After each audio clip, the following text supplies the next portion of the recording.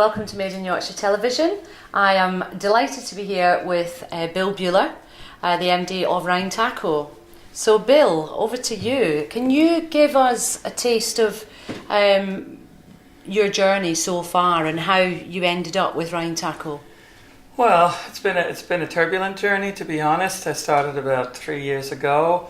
I did a startup analysis of the situation at Rheintacho, which at that time was not called Rheintacho.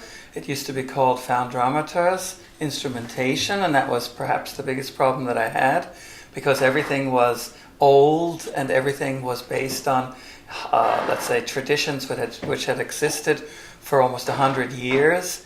I'm representing Rheintacho, which is a German-based company in Freiburg, the capital of the Black Forest, which also has a 100-year tradition. So together, these 300 years of history were something that confronted me like a wall, nearly. And I had to penetrate, I had to find ways of getting to the people, and I think that was the key of winning them and also of turning the company around, by just convincing the employees that that change is the only way to be successful in the future.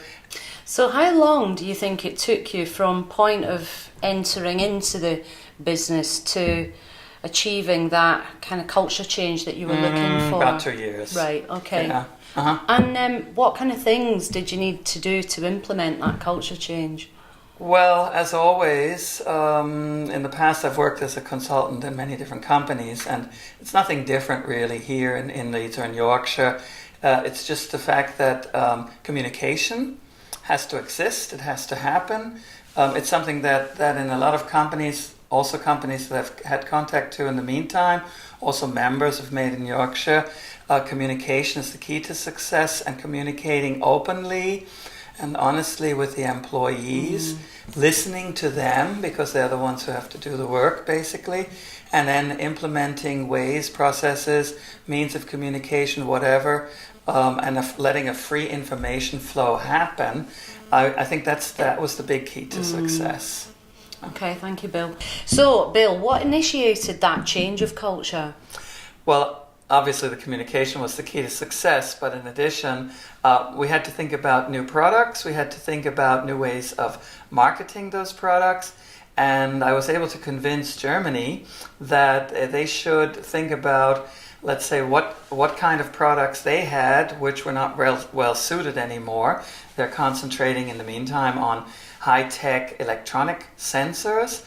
That's not our specialty, that's not our competence, but they had a lot of, let's say, products which needed more mechanical and electrical competence, which fit better to us. Took a lot of convincing to get them over here, because everybody has some kind of a stereotype opinion about what's done in England or what's not done in England or Yorkshire, and I convinced them that the people here have a high level of expertise. They're willing to learn. They are also fast learners once you convince them that they should learn, and then it worked. Okay, thank you. So that's a really interesting point that you make there, Bill. And how much do you think that change does need to happen within Yorkshire? Good question. I think there are quite a few companies who have recognized the need for change. Obviously, the definition of what change means is a little bit different for each company, different depending on what they produce or what kind of service they offer. But generally speaking, I would say we're underway, but I would say we've got about 80% to go.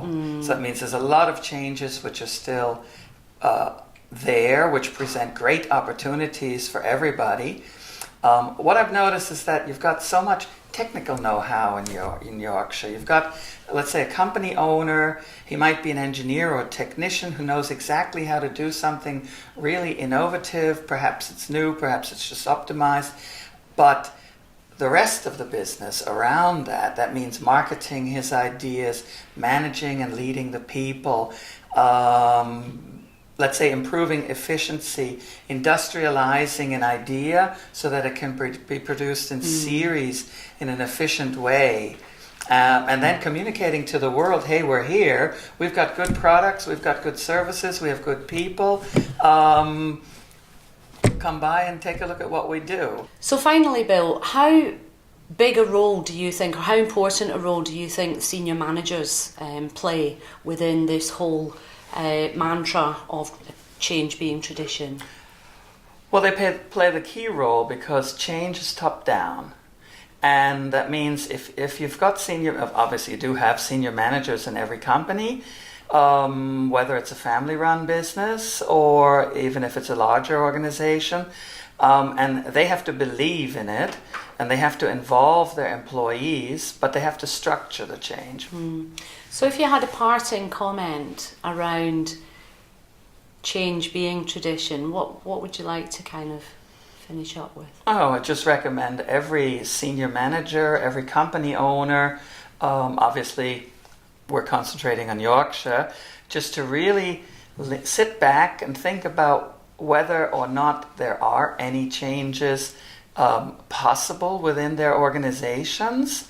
That was, of course, more a rhetoric question, because if you really think about it, you can change all the time, you can continuously optimize, that's what continuous improvement is all about.